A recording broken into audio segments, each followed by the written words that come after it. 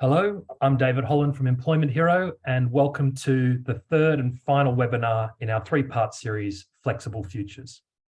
Today's session will be focusing on looking forward and optimising remote work, where we're going to explore the evolving nature, the dynamic nature, the always changing nature of remote work, and provide you with the tools and insights to optimise it.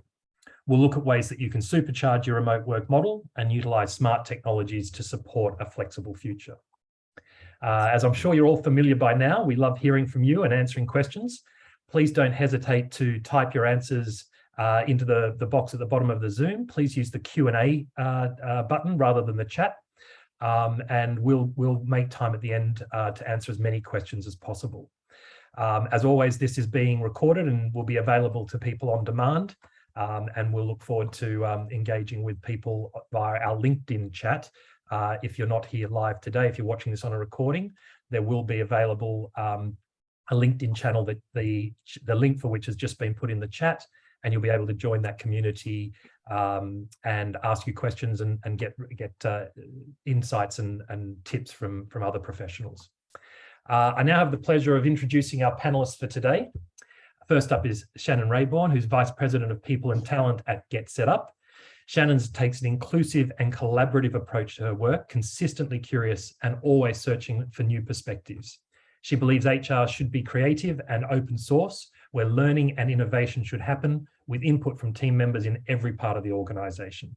Shannon has a strong executive level background, leading and supporting diverse and digital workforces from 500 plus employees in local and global, and also with startups and remote locations.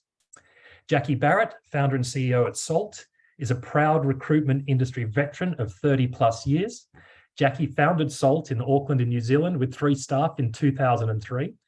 19 years later, after multiple acquisitions and expansion, they have 350 staff globally in 19 Salt offices across New Zealand, Australia, Singapore, Kuala Lumpur, Hong Kong, Dubai, UK, South Africa, the US, and Canada, and the Netherlands. Today, Salt is the largest specialist digital recruiter globally. And we're delighted to have you both here, and thank you very much for your time, and looking forward to your insights. I think, Shannon, you're joining us from Portland, and Jacqui, you're in Singapore, is that right? Actually, I popped over to KL, to Malaysia this week, so just to mix it up a bit. Fantastic, fantastic. As usual, we love to start by getting to know our guests and a little bit of their own journey and their experience with remote. So we'll start by asking you to share some thoughts. And Shannon, I might start with you. Do you want to tell us a little bit about GetSetUp, but also reflect perhaps on your journey around remote? Yeah, absolutely. So thank you so much for having me and for the great intro. So at GetSetUp, literally our mission is to help adults that are 55 and over learn new skills, connect with others, and unlock new life experiences. So we're really working to create a world where active agers have what they need to live their happiest, healthiest lives, whatever that means for them. So a little bit about the team I support. They are a global team that runs 24/7 to provide services to older adults. We have 140 team members that span 5 generations. And our youngest team member is 21. Our oldest is in their 80s. So, that's where the 5 generation span comes in to play with the team. And these team members also sit across the globe in 12 different countries. And we are 100% remote on purpose, intentionally, so we can really support our 4.6 million users that sit in 160 countries.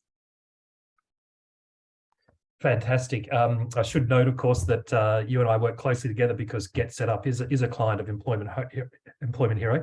I don't actually know the answer to this. Do you have any offices, any physical offices anywhere in the world? No, we literally do not. So, when I started with GetSetUp, friends and family would ask, well, where are you going? What are you doing? Where is the office? And I just say outer space, because we don't have a physical office. This is my office right now, my living room, but sometimes it might be from a car. It might be from, a lake camping with my family, but, it's really wherever I want it to be. Fantastic. Awesome. And I know that you operate across 24 time zones because we help manage some of your team in places like Australia. Yeah. Fantastic. All right, and Jacqui, a 30+ year veteran of the human resources and recruitment industry. Can you share a bit of your story with us? Absolutely. So as you mentioned, started SALT almost 20 years ago, and from New Zealand, which is where I'm from. You can probably tell from my accent, with a team of, as you said, 3, and we've grown and grown and grown, some organically and some through acquisition. But what I love about this conversation today and where we are, because we've got 19 offices, 350 staff, and let's face it, COVID pushed organisations to move in different ways to work when this happened. But when I set up SALT, my philosophy was around, if I wanted to secure the best talent, I needed to create ways in which they wanted to work to allow them to be the best. So I had at that stage, which was very foreign 20 years ago, especially in recruitment, I had people working 4 days a week, people doing job share, people doing parts from home and things way back then when it wasn't really done. So I've always understood the value of creating an environment where people can work different ways to be the very best they can be. As we've got bigger and bigger and bigger, some of those things change and people's needs change. And then COVID came along. So we had what was primarily, I'd say, an office-based business to obviously everybody being at home. And then we went, okay, so what does the future look like for us as an organisation? And so for us, we have a real mixed bag. So we've got people in the office, typically around the globe, I would say 3 days a week. People tend to go 2 to 3 days a week. We have some people that are 100% remote in different areas, but not a lot. More, I would say, from the UK. That is something that they've wanted to do, but the most is, I'd say, a mixed space. And our mission at SALT is all about creating futures. We talk about creating futures that positively impact our digital economy. So we focus on creating futures for candidates, obviously finding where their aspirations and dreams are and what they want next, creating futures for organisations that we partner with, because obviously at the end of the day, a business's capability is driven by its people capability. So we need to help them do that. And then creating futures for our own team. So, opportunities to go and work across different environments and different markets and different countries. So we love what we do and we feel it makes a real difference. So that's why 30 years time, I'm still in the recruitment business, and a bit like Shannon in terms of we've got people in our business who are entering their career path, and we've got people who are in their 70s and still our high performers. So really embrace that generational diversity and mix and capability. Yeah, fantastic. I'm going to jump straight into something. I know this wasn't necessarily what we planned on, but one of the questions we've had consistently through the first 2 episodes of this webinar, but also it was a common question in our series last year, which was very much on the fly during the sort of emerging pandemic-driven remote work scenario. And that's how do I manage a combination of site-based and remote workers in the one team. And the most common scenario is actually I've got site workers because I might be retail or construction or car dealership. I know we've got someone on here who's obviously involved in car dealerships, and a head office team or a support team. So you have a business where some of your people are hybrid, so that they do have access to an office, and some are all remote.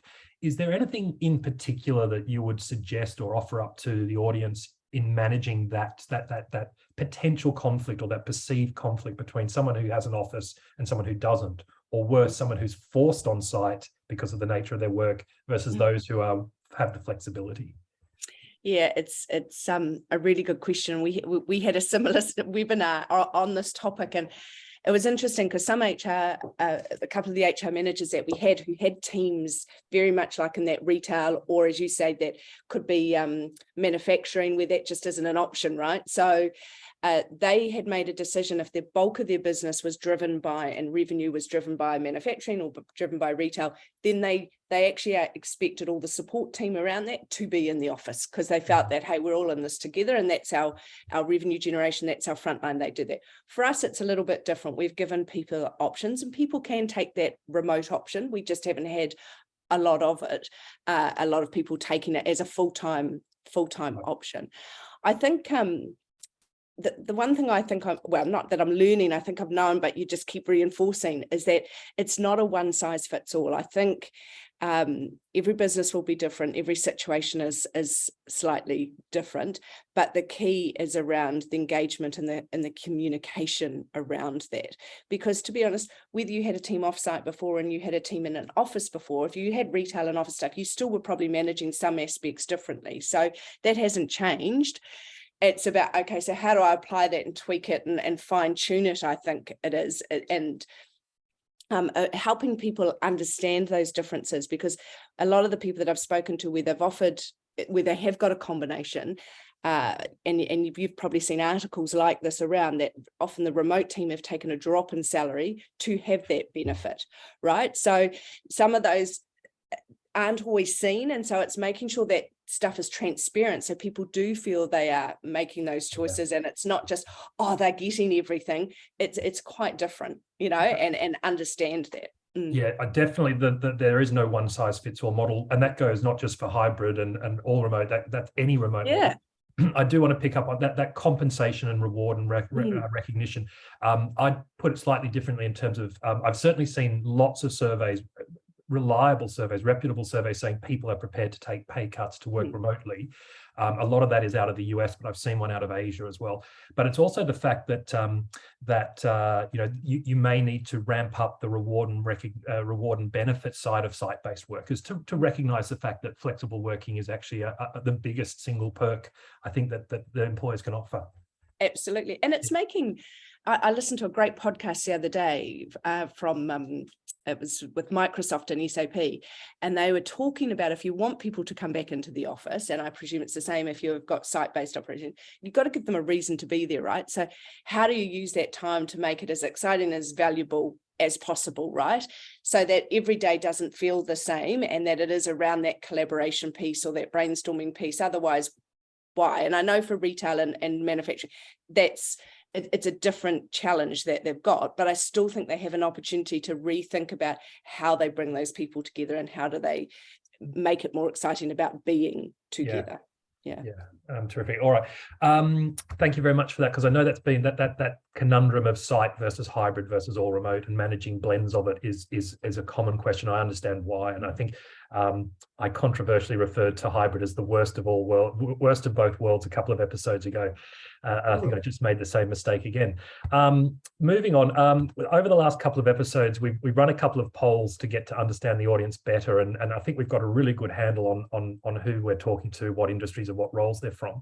Today, we're going to do something a little bit different. We're not going to put up a poll, but I would love if in the chat this time, if anyone wants to share either the number one reason why they chose to go remote, or in fact, the number one barrier or challenge that they think is holding them back from going remote. We'll collect the data anecdotally as a little bit of a poll, but we just would really like to stimulate some conversation and hear from people as to what their biggest challenge or the biggest reason why they chose to go remote. If you want to throw that into the chat, that's great.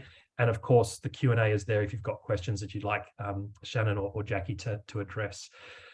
Moving back to probably more of what we plan to talk about, I want to talk a little bit about the longer sleep times.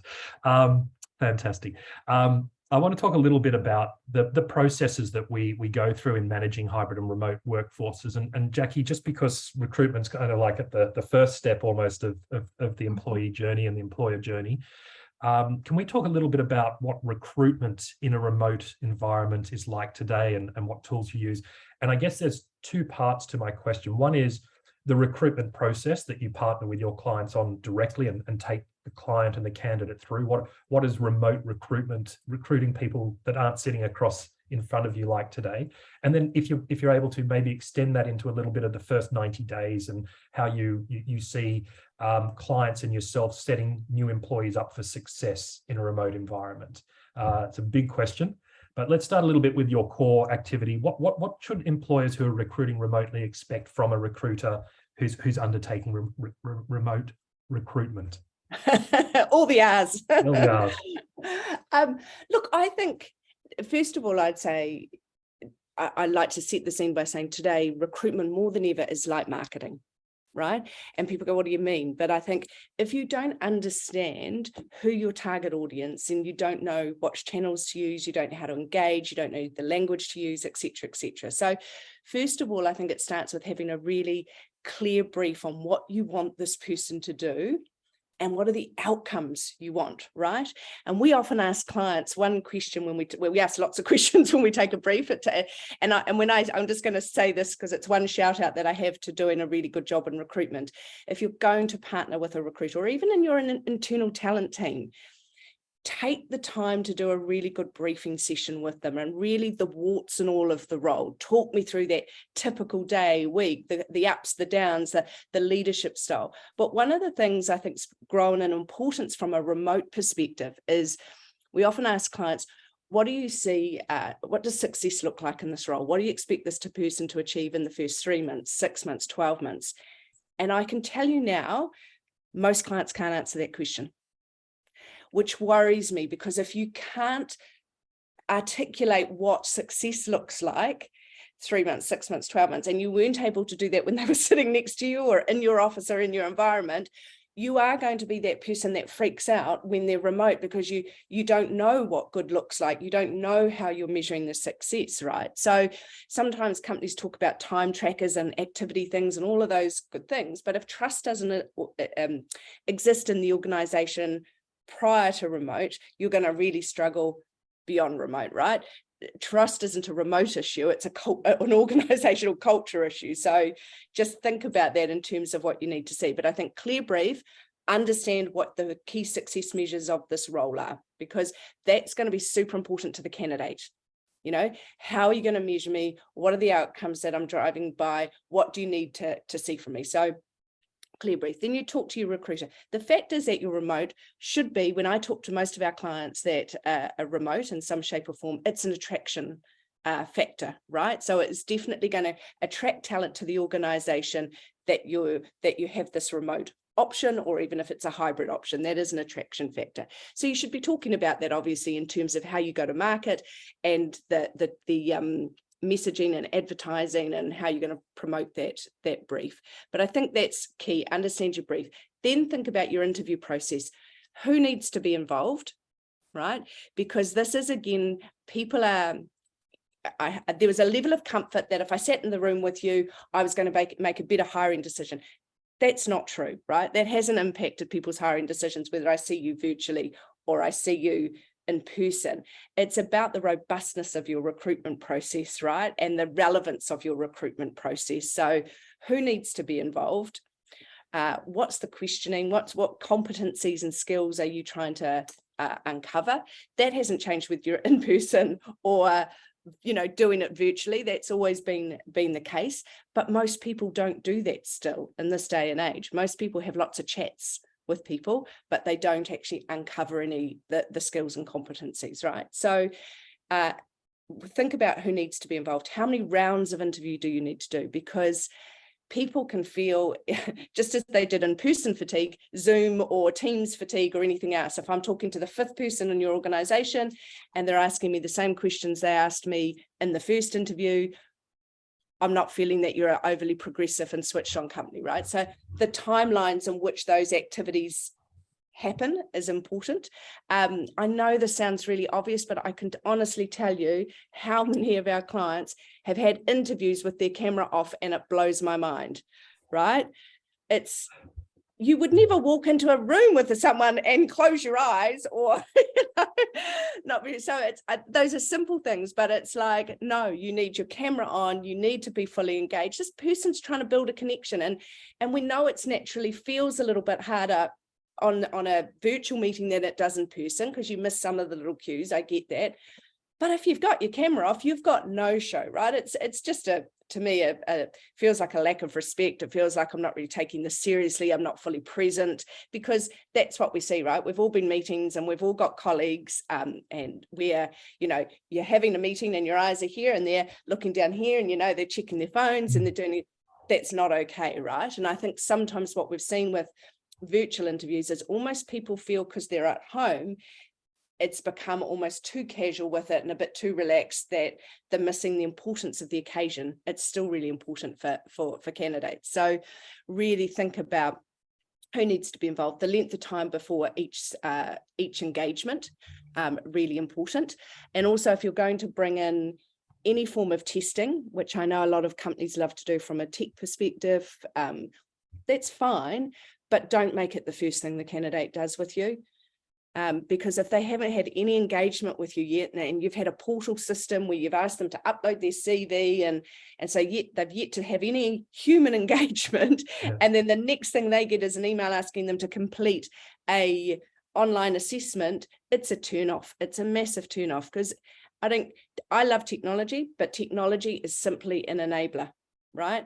And we're talking about humans and people. So we need to still remember that the recruitment process is a human process, right? So if I've uploaded my CV, first engagement from you is an email, then I have to do a test and I haven't even spoken to anybody yet, I'm not feeling particularly engaged through this process, right? So those are the things I think you need to think about through the process, and the speediness of your response, right? Because again, delays kill engagement, right? We would say to people, if you think of the candidate market and there was 100 people in that candidate market, 20 are probably active and they'll find you regardless of whatever's going on, and 80% of what we would say is passive or off market, right? Therefore, they don't know your opportunity exists. They don't know your brand necessarily. So you have to go through a level of engagement and wooing to even get them to the table, right? But once you get them to come to that interview, you need to then move fast, because you've sparked their interest,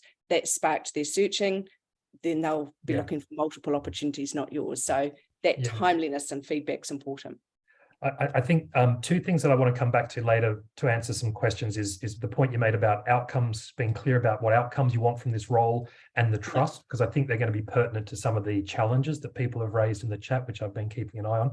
But I think what comes out of that for me is, again, this idea that consistently appears through our conversations in this topic, which is purposeful and intentional.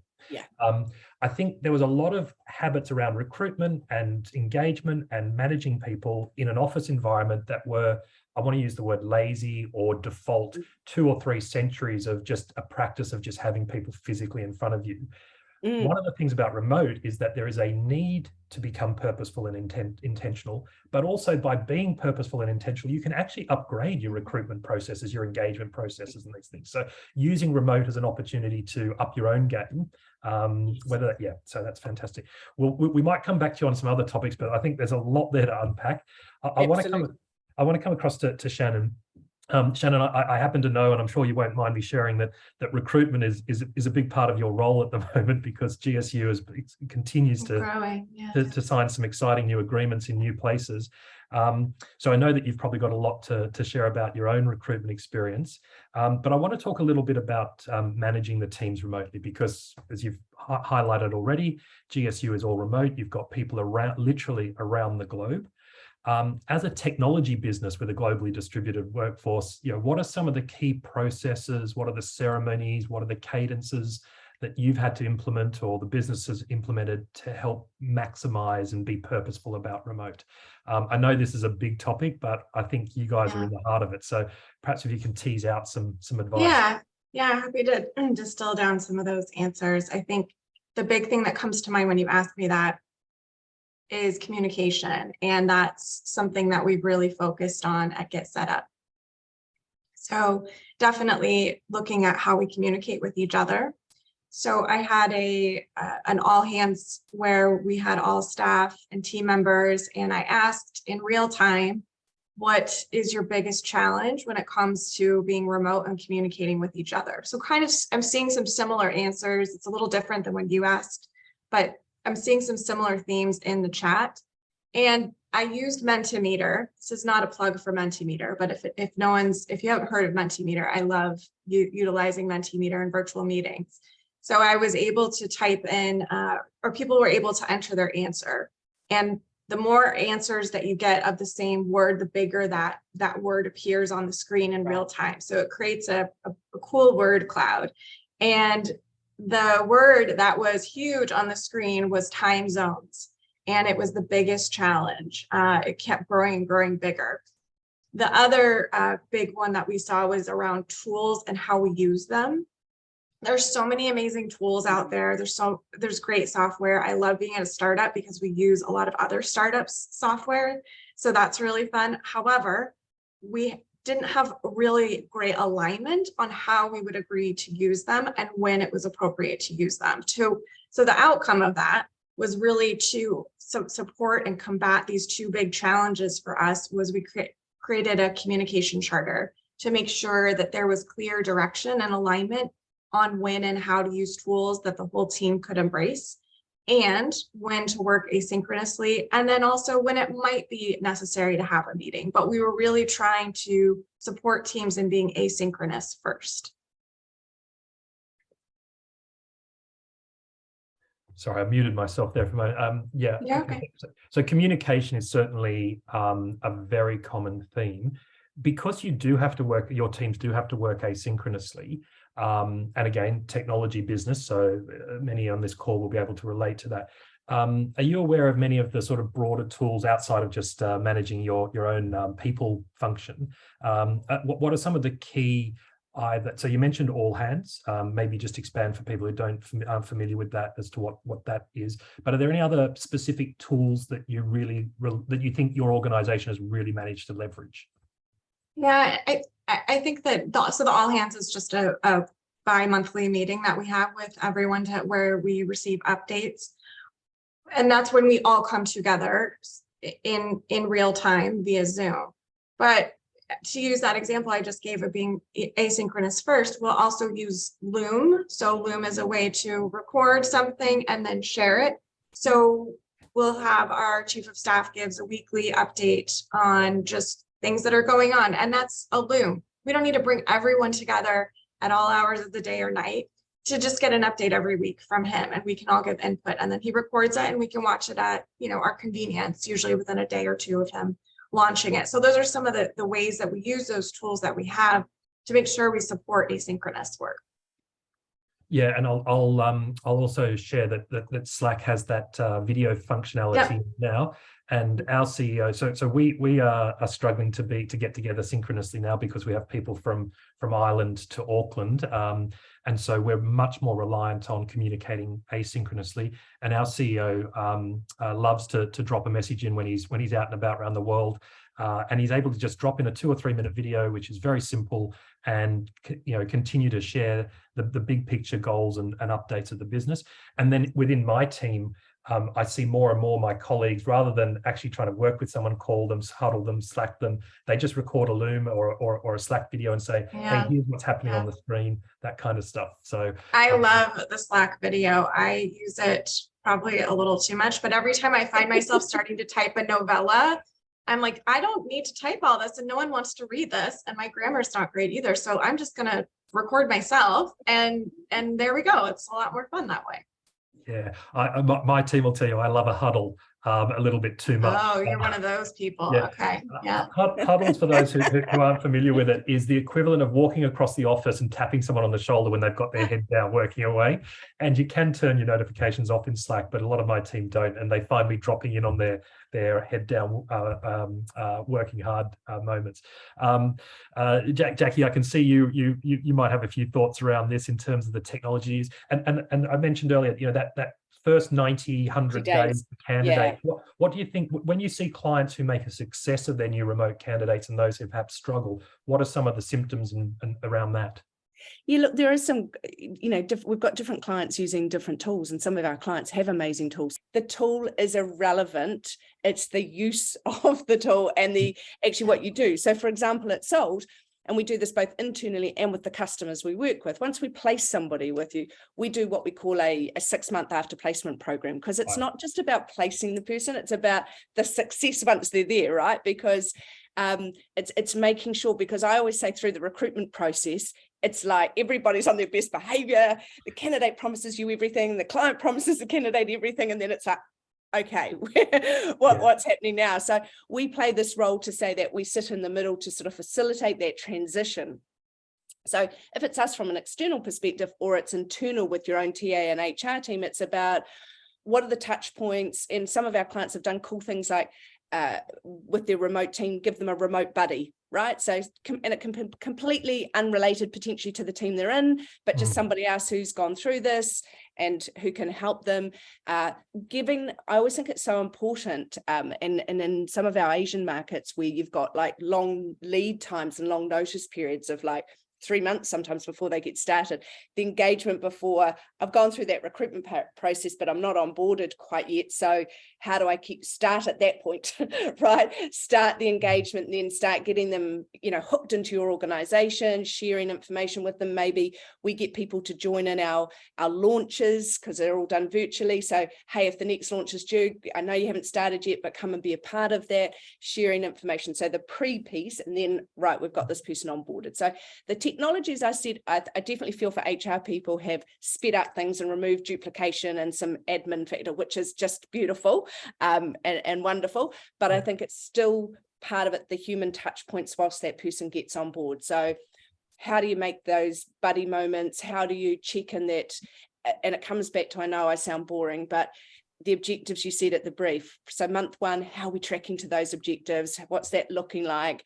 Month 2, month 3, are you happy with the changes you've made? Has this been, where are you at? So I think it's checking in all through that period and having your little touch points and milestones to make sure their feeling is good, especially if they've never done remote before, because it's not just a change of job, then it's a whole change of style of operating, right? And some people, I was talking to a client yesterday and she said what they've noticed is some of their more extroverted candidates have struggled more in a remote environment than perhaps some of their more introverted candidates, right? And they're seeking a bit more, so they're seeking more engagement. So they're looking for it. So finding ways to do that through that process, especially if they're looking for validation that I'm on the right track. And that can be about thinking about the leadership style. If you've got a manager who's quite hands-off, and then you've got someone coming new for their first time into a remote environment, looking for, hey, am I doing all the right stuff? And you just,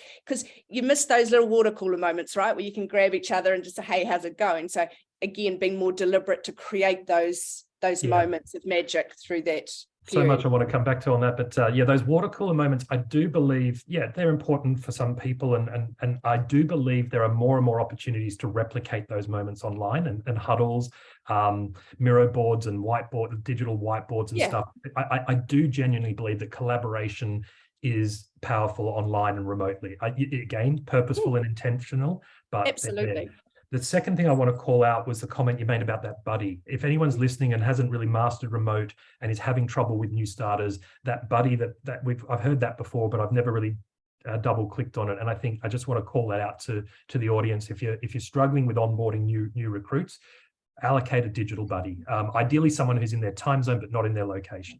But you can pretty much do that any way you want. I do want to point out, just for completeness, in terms of that digital engagement that you mentioned, certainly Employment Hero has a bunch of stuff like one-to-ones, reward and recognition, but there's 2 features I want to call out in particular for those of you who are already using Employment Hero, and that is OKR goal setting and shout outs. They're 2 really simple tools that we have in the platform. OKRs is a goal-setting framework, but the reason why I think it's really pertinent to remote is because apart from the OKR methodology being important for aligning the organization, which comes back to your outcomes point, Jacqui, it also allows people to update daily, weekly, fortnightly, whatever you want, and it creates a dashboard that allows not just leadership, but frankly, anyone in the organization can see what other people are working on, where they're behind, can I jump in and help that? Can I pick up the load? Oh, that's going faster. I need to speed up mine. So if you're using Employment Hero, check out and you're thinking about remote, the OKR goal setting is really, really important. The other one is shout outs, which is probably the most simple feature in our platform. It sits in the top left-hand side of the dashboard where you log on. Anyone in our organization can jump on there and give someone a shout out. There's different levels. Some come with a reward and approval and reward, but just being able to say, hey, I just want to thank Bob for the fantastic job he helped me out with, and that sharing. So that's just 2 things I wanted to tease out in terms of digital engagement. Find solutions for those simple things that you can do.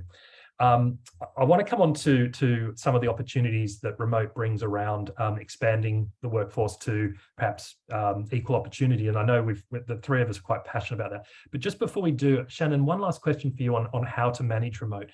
Is there anything that you've seen because you've got experience in corporate versus startup now, site versus remote. Is there anything in particular in the last 12 to 18 months that you've noticed emerging in terms of trends? Is there anything that you think that you can see people are doing that might be a problem in how they're managing remote, or that they've got to address? Or is there anything that you've seen best practice emerge from the far-flung corners of your empire? Yeah, I'm glad you asked that question. I think it's easy for me to share that will help set this up. My first remote experience is probably similar to a lot of people's during the pandemic. So one day I was in the office, the next day my office became my kitchen table, and my 10-year-old son is a very loud and hungry coworker. And that was my experience. I was working at Adidas or Adidas at the time. So prior to GetSetUp, I was at Adidas, and the biggest, I think, difference with my experience at Adidas and going remote was that we switched to 100% remote during the pandemic, and it was reactionary, right? We didn't have a choice, and there was zero chance for us to plan or have intention setting or alignment or any of those things. And that was a huge challenge. Most companies found themselves in similar situations in the pandemic and really not having an opportunity to plan a remote first approach. So a really common outcome of that is to try to make remote work experience fit or be similar to, or even exactly like, the office experience. And so the result for me was meetings back to back for literally 9 hours a day, right? And I think, that's where Zoom fatigue came from. I think Jacqui mentioned that earlier. So meetings became the default for how we would figure something out, because that's what we used to do in the office. I would say, hey, Jacqui, let's go talk, or let's have a meeting, let's pop into this office. Yeah. So now we would just be on Zoom all day. And so, it's a perfect recipe for that now famous like Zoom fatigue and just being exhausted and not be able to actually have time to get your work done. So that's a very dramatic example of being reactive and not being planful. But even organizations that have the opportunity now, they should definitely take some time to be intentional if they are going to go remote or have hybrid. I think it's really important to utilize the tools that you have and to try and limit those meetings. That's really critical. I think that's the biggest trend, is if you can try and figure out a way to communicate and not default to those meetings, especially when you've got all these time zones, then it's really, remote feels great. Yeah, okay. Fantastic. Look, I think we could talk about this for a lot longer, but I do want to move on to a topic that I know that you guys will have some very specific perspectives on, and that's around inclusivity and diversity. We talked in an earlier episode before you guys came on about the benefits of diverse ideas and how that can lead to more innovative and productive outcomes. We've talked a little bit about being able to leveraging remote to access the best talent no matter where it is in the world. But there's another whole layer here which we haven't talked about, which is there's a lot of people who the office environment and the commute requirements were marginalized by the traditional office model. And that can be for a variety of reasons, from personality and emotional issues to physical issues to lifestyle issues, if you're not able to live in a big city, or if you've got young children or whatever it is. Some statistics from our recent remote work report indicates that anywhere across sort of Australia, New Zealand, Singapore, between 51 and 64% of employees reported being marginalized in some way or disadvantaged by an office environment. So the flip side of that is that they should be empowered by a remote environment. So we want to talk about this idea of inclusivity and diversity, but can I start specifically with ageism? As someone who is rapidly approaching your 55 threshold, Shannon, for GetSetUp services, which I still think is way too young, can we talk a little bit about a question we got in a previous episode was, for older workers moving into a remote environment, it is by its nature technologically demanding. It's very reliant on technology. And how do we make sure that the older members of our workforce, on whom in a lot of countries we're very reliant in order to fill roles at the moment, how do we ensure that they're not left behind, or in fact that they're empowered and enabled to participate in a remote environment? I'll let you take that. Yeah, lead. I love that you asked that question. And you said empowered, which is one of the core values from GetSetUp, is to make sure that we are empowering and that we do empower our older adults to really learn and become comfortable with tech. It's at the core of what we do. I'm really glad this question was asked. I think, there's a constant bias that is so pervasive in our society around that just keeps ageism going.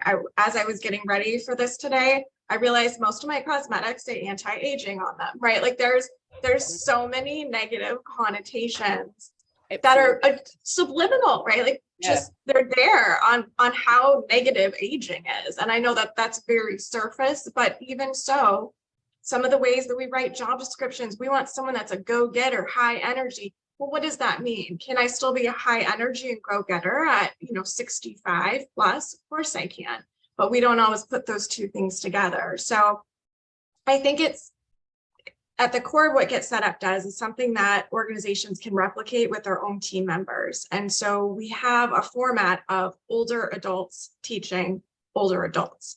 And we've been able to help thousands of people gain proficiency in tech or whatever it is that they want to learn, because they feel welcome, they feel safe, they feel empowered, to use that really important word. And there's others in the class and their instructor is the same age and demographic and can relate to them. So if we're going to translate this into the workplace, we have to be really intentional on how we're upskilling team members, whether it's a new process or software. Everyone learns in different ways, regardless of age. And so I think some of that bias I was talking about earlier creeps in with older adults who are perhaps slower to learn, or we can point to age as a reason that they aren't able to adapt in a pace that we want. So I think it's really important to, challenge maybe not having a digital native teach some of your older adult employees, have someone who is in their demographic, who is able to help them and they can problem solve together and be curious together. And I think that's a really great way to help employees as they join organizations or as they learn new tools and skills. Yeah, I recall. I recall when we first started working with your organization, I jumped on the website and the very first thing I saw in one of the featured was how to do a Zoom call.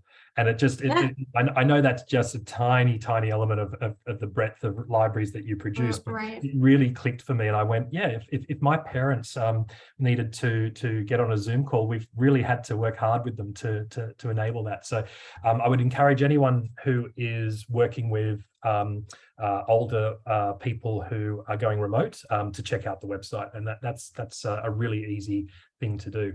Jacqui, inclusiveness and diversity. As I mentioned earlier, we've previously talked about the benefits of it in terms of diversity of ideas driving innovation. I think there's a whole bunch of social inequality issues that come along with this. I'm just going to turn it over to you because I know you've got a lot to say on this. What should we be thinking about in terms of leveraging remote to create better outcomes for the business, but also the employment community, the employee community?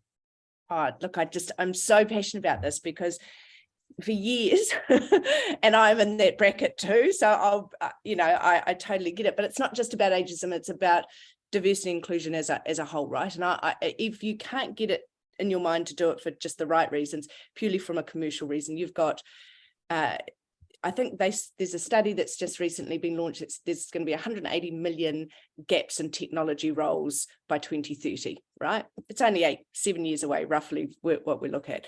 We need everybody who is physically able, who is able to work, not physically able to work, working in some shape or form. And remote working allows people to tap into untapped talent pools that they perhaps haven't thought about before. I was talking to a client yesterday about disabilities, right? Sometimes physical disabilities has sometimes stopped people getting into an office, or it just hasn't been easy, right? They don't need to come to the office anymore. And if I look at New Zealand as an example, I think what they term as physical disability, they're about 75 to 80% qualified, tertiary qualified people, smart, savvy people, loving the opportunity to get to work. So how do we do that? Well, remote is allowing that, or hybrid is allowing those options. So we can tap into a whole lot of untapped talent pools. We did a webinar the other day on neurodiversity. and obviously 60%, I think it was, or 40% of the population are neurodiverse. In fact, we're all diverse from each other anyway, neurally, but this is how some people haven't wanted to be at the 5 o'clock drinks on a Friday and doing all those sorts of things. We can tap into some incredible talent in an environment where they can be their best at. Remote is allowing that, right? So we've just got to open our minds. The woman I was talking to yesterday is a mum, right? And she said her remote work environment allows her to operate in a 12-hour window. So as long as she gets her work done within that 12-hour window, she can go and pick up the kids from school, she can go to swimming sports. And she said, it's given me the best balance I've ever had, and I'm still achieving. And she was a skeptic, right? Because she'd never done remote before. She'd always worked on site, and this was her first remote HR job. And she said, Jacqui, I even took it going, how's this even going to work? Like, how can HR be remote? She still wasn't convinced, but now she looks at it and says, wow, this has allowed her to stay in the workforce, contribute really positively and get outcomes. So I think we've just got to open our mind. There's a whole lot of untapped talent pools that we've got to consider. We've still got to think about how do we allow them to be the very best version of themselves wherever they are. That shouldn't change whether they're in an office, in a retail environment, or at home. But there is so many great talent out there, so much great talent. And we're all struggling. We're saying, oh, it's, the war for talent. I've been hearing that for 30 years. That hasn't changed. It's not going to change. We're not producing babies and children and all those wonderful things quick enough to solve that. So that is not going away, right? But I often think of it not so much as a war for talent. There's just a mismatch sometimes, and we've got the opportunity to maybe rethink that. If we talk about an aging workforce, how do we keep them in the workforce longer? Well, maybe the hybrid or the remote way will keep them in the workforce longer. You're talking about peer-to-peer mentoring, Shannon, which I just love the work you guys are doing, but there's also opportunity for reverse mentoring to happen in the workplace, that you've got all these people who've got amazing experiences sharing with the new generation that are coming through, and they work together and teach each other, and we learn from each other, right? And that's about trying to create learning cultures in your organizations anyway, so that becomes the norm. Because I also know that a lot of the Gen Zs are saying they want some face-to-face time as well through that, because they said, having come through the last few years of schooling or tertiary education being, they're actually looking for a bit of mentoring. They're looking for a bit of, I'm learning that way. So we've got a really, almost the perfect storm to really create a new looking workforce, right? And have a much bigger talent pool. Yeah, look, it's interesting. I just, one exception to that last point about the mentoring is the introverts. We know they exist. A lot of the introverts, that's another sort of marginalized in the office. They don't want to be at Friday night drinks. Some of them, I had colleagues who could barely drag themselves to the office and would sit in the corner and do all that. They're the most vocal online now. They're almost digital extroverts, but physical introverts. So that's a great example of that. Absolutely. And I think your point about the need to be inclusive for commercial outcomes, let alone social and communities, is really important, because sometimes it's hard to get your head around the investment that's required to enable somebody. But the example that came up that I saw recently was Professor Hawkins at Cambridge University. They had to make extraordinary physical accommodations to allow him to continue his career. But I think that nobody would dispute that humanity and Cambridge University were better off for his contribution. I had a staff member who was losing her eyesight, and we just changed the environment, because she was amazing for us, and why wouldn't we? So bigger screens, certain technology, and I don't regret any investment we made for the return that we got, both through the revenue contribution, but also just to contribution in general to our team and our business. So sometimes I think our natural response to some of these things is to say no. And I think health and safety, I know we need it, we love it, we've got to embrace it, but I think sometimes that's been our own barrier too to creating some of these. And now that barrier has changed, because someone's home is actually set up for them anyway. Yeah, absolutely. It's the most common. Sorry, Shannon, did you want to add anything there? No, I was just agreeing. And I love what you said, Jacqui, about the war for talent versus it potentially, let's reframe it as a mismatch. I think that's so true. And there are, if we zoom back to the question that you had asked around older adults and ageism, that there's such an opportunity. It's a huge demographic of people that still want to work and are are very, very capable. So I just loved that soundbite from you. Fantastic. I'm just connecting the dots. I'm trying to read a bit of what's coming through in the chat, and I apologize. It looks to me like people may only hosts and panelists can see the chat. If everyone can't see it, I apologize. But there's a couple of questions. There's a question and there's some comments around connectivity. And one specifically around the interview process, Jacqui, which I'll throw to you, which is, I think, in reference to our comment before about having cameras off, which is it better to have a strong audio if I can't have both? I'm going to preempt this by saying that unfortunately, the interview is just the first step. If you're going to work for this organization remotely, connectivity is an issue. But just specifically to your point about an interview process, what's your advice in terms of someone who's got scratchy internet for the interview? Are they better off? I think just being upfront and saying, I'm turning my camera off because I'm having a bad internet day. Absolutely, and letting them know ahead of time if you can. Like if it's a genuine problem that your connectivity is never great. And I'll be honest, sometimes when I go to different offices, I know that can happen sometimes. So I just let people know I'm going to start with it on, but I'm going to just give you a heads up that if the connectivity is bad, I'm going to turn that off. And by no means is that, and sometimes I'll even just pop on and say, hey, I'm real. I just wanted to connect and see you. So, and then we jump off and continue on. So it can just set the tone that, hey, I am here. I am interested. It is important to me, but let's go from there. Yeah, terrific. I've also seen a lot of advice on remote interviewing about having backups. And it used to be a bit of an issue for us with our Philippines candidates and team. I've got to say it's improved out of sight in the last 12 months and we don't have any issues there now. I'm going to link that over to a comment that Rick's made in the chat around small businesses, particularly in regional areas, being potentially intimidated by their lack of connectivity or perhaps more skeptical of technology from a security perspective. One thing I will say is, so we have, just to relate some employment hero experience there, one of our leadership team members is in Moree, and she's had a global career but decided to return to her family roots in Moree. And our CEO went as far as to set her up on Starlink, SpaceX's satellite internet.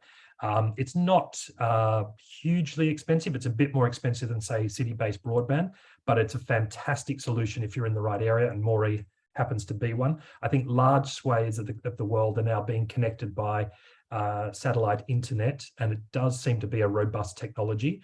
And I'm sure that at the moment, it's probably about 40%, just on my experience, 40% more expensive than, say, city-based broadband. But it's certainly an option if you've got a great candidate or a great employee who's in a remote area. Shannon, I don't know if you've got any employees who are have connection issues, but certainly check out satellite internet as a potential solution to that problem. Shannon, have you had connection issues anywhere with your team? I mean, I have them in my own home every day, but yes, and they're, especially we allow and encourage people to travel, and so there's some times where people don't have the greatest connection. And that's why that asynchronous first mindset is really helpful, because when maybe you do have a good connection, it's not a good time to meet with anyone, but you can at least get some work done asynchronously when you're at a coffee shop or you're somewhere that is a little bit better connected. But I love that suggestion. I wrote that down. Terrific. I moved off, sorry, I got distracted by so many questions coming in and the chat, but I moved off that last point a little too quickly, Jacqui. I just want to talk about employer-employee value proposition and where the role of inclusive remote potentially sits within that. We have heard people in the past talk about that remote is the ultimate perk and workations and all this kind of stuff, flexibility to integrate with your family life better. But I guess EVP from an inclusiveness perspective as well is a strong proposition to be promoting on your career page or through your recruitment. Without a doubt, and it's not.